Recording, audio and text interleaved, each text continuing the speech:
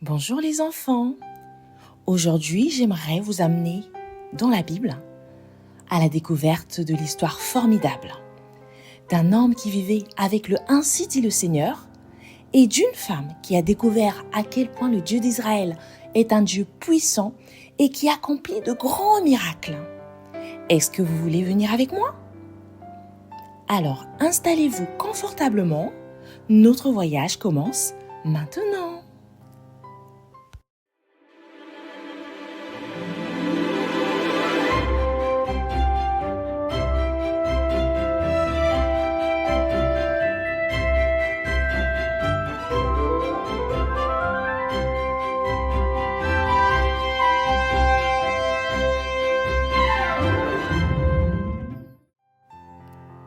C'est l'histoire d'Élie chez la veuve de Sarepta.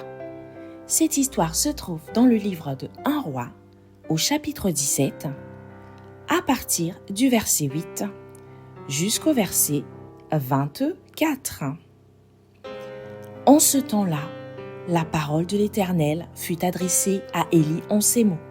« Lève-toi, va à Sarepta, qui appartient à Sidon, et demeure là. Voici, j'y ai ordonné à une femme veuve de te nourrir. » Élie se leva et il alla à Sarepta. Comme il arrivait à l'entrée de la ville, voici, il y avait là une femme veuve qui ramassait du bois. Il l'appela et dit « Va me chercher, je te prie, un peu d'eau dans un vase, afin que je boive. » Et elle alla en chercher.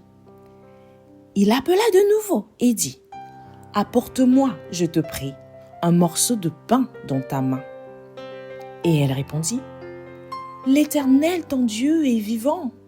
Je n'ai rien de cuit, je n'ai qu'une poignée de farine dans un pot et un peu d'huile dans une cruche.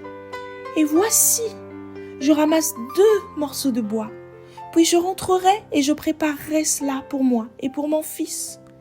Nous mangerons, après quoi nous mourrons. » Élie lui dit « Ne crains point, rentre, fais comme tu as dit. Seulement, prépare-moi d'abord avec cela un petit gâteau et tu me l'apporteras. Tu en feras ensuite pour toi et pour ton fils. Car ainsi parle l'Éternel, le Dieu d'Israël. La farine qui est dans le pot ne manquera point, et l'huile qui est dans la cruche ne diminuera point, jusqu'au jour où l'Éternel fera tomber de la pluie sur la face du sol. » Elle alla et elle fit selon la parole d'Élie. Et pendant longtemps, elle eut de quoi manger, elle et sa famille, aussi bien qu'Élie. La farine qui était dans le pot ne manqua point, et l'huile qui était dans la cruche ne diminua point, selon la parole que l'Éternel avait prononcée par Élie. Après ces choses, le fils de la femme, maîtresse de la maison, devint malade, et sa maladie fut si violente qu'il ne resta plus en lui de respiration. Cette femme dit alors à Élie, « Qu'y a-t-il entre moi et toi, homme de Dieu? Es-tu venu chez moi pour rappeler le souvenir de mon iniquité et pour faire mourir mon fils? » Il lui répondit, « Donne-moi ton fils. » Et il le prit du sein de la femme, le monta dans la chambre haute où il demeurait et le coucha sur son lit.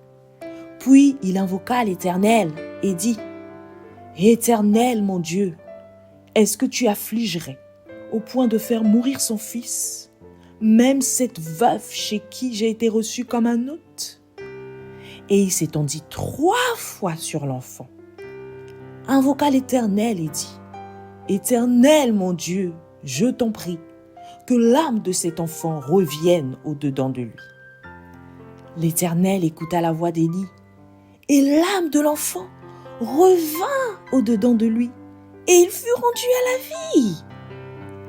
Élie prit l'enfant, le descendit de la chambre haute dans la maison, et le donna à sa mère.